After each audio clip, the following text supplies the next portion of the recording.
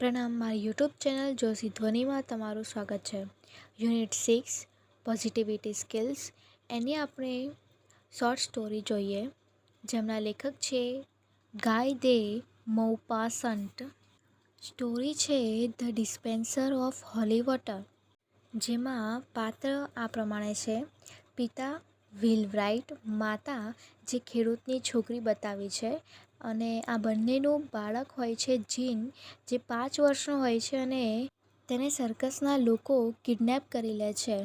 પછી the Holi water sprinkler હોય છે, જે એક સમયે જે વ્હીલવ્રાઇટ છે તેનો મિત્ર બને છે.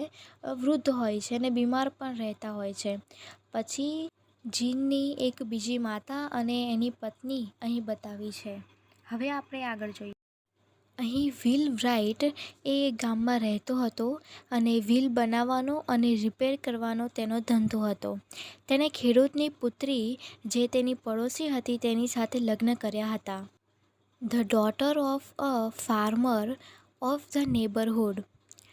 તેઓ પાસે પૈસાની બચત પણ હતી અને બધું સારું પણ ચાલી રહ્યું હતું, પરંતુ તેને ઘણા સમયથી સંતાન ન હતું અને બહુ સમય પછી તેને જીન નામનો પુત્ર આવે છે.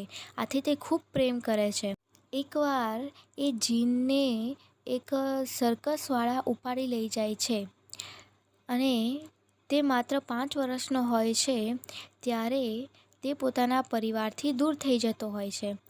ત્યારબાદ 3 વર્ષ સુધી તે સર્કસના લોકો સાથે ભટકતો રહે છે, દેશ વિદેશ મુસાફરી કરે છે, અને એકવાર જ્યારે તેઓ તેને છોડી દે છે ત્યારે કોઈ વૃદ્ધ મહિલા જે છે, જેને બાળક હોતો નથી, તે જીનને અપનાવે છે, પોતાના બાળકની જેમ રાખે છે અને તેના લગ્ન પણ એક યુવતી સાથે થાય છે. હવે આ તરફ માતા પિતા માટે તો 5 વર્ષનો બાળક ખોવાઈ ગયો હોય છે અને તે તેને ખૂબ શોધે છે. માતા પિતા, ઘેટાપાલકો, વેપારીઓ, ખેડૂતો, નગરજનો બધાને પૂછે છે ને ત્યારે એક ધર્મશાળાનો વ્યક્તિ એ એવું સજેશન આપે છે કે તમે પેરિસ જાઓ. કોઈવાર એક વ્યક્તિની છોકરી જ્યારે ખોવાઈ ગઈ હતી ત્યારે તે પેરિસમાંથી મળી હતી. જીનના માતા પિતા તેને પેરિસ શોધવા માટે જાય છે. પેરિસ તેમની માટે નવી જગ્યા છે, આથી તેઓ ગમે તેમ બધા નગરોમાં, ગલીઓમાં જીનને ગોતતા અને સન્ડે હોય, રવિવાર હોય ત્યારે ચર્ચના દરવાજે બેસતા હતા. દર સન્ડે તેઓ ચર્ચના રવિવારે બેસતા, આથી ત્યાં જે સ્પ્રિંકલર હોય, એટલે કે હોલી વોટરનો છંટકાર કરનાર, પવિત્ર જળનો છંટકાર કરનાર જે વ્યક્તિ હોય, તેમની સાથે એમની મિત્રતા થઈ જાય છે.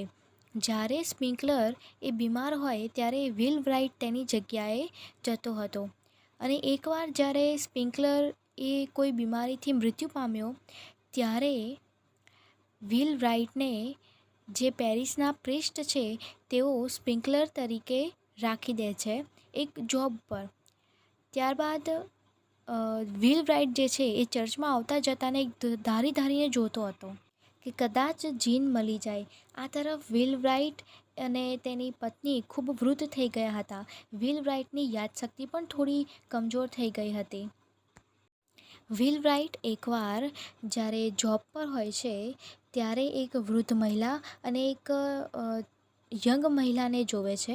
પહેલાં તો એને એવું લાગે છે કે આ મધર એન્ડ ડોટર હશે, પરંતુ એમની પાછળ એક માણસ પણ દેખાય છે અને તે ખૂબ યાદ કરવાનો પ્રયત્ન કરે છે, પરંતુ એ માણસને ક્યાં જોયો છે તે તેને યાદ આવતો નથી. આથી તે બીજા દિવસે તેની પત્નીને લઈ આવે છે અને જ્યારે તેની પત્ની જોવે છે ત્યારે તેમને ખ્યાલ આવે છે કે આ તો જીન છે.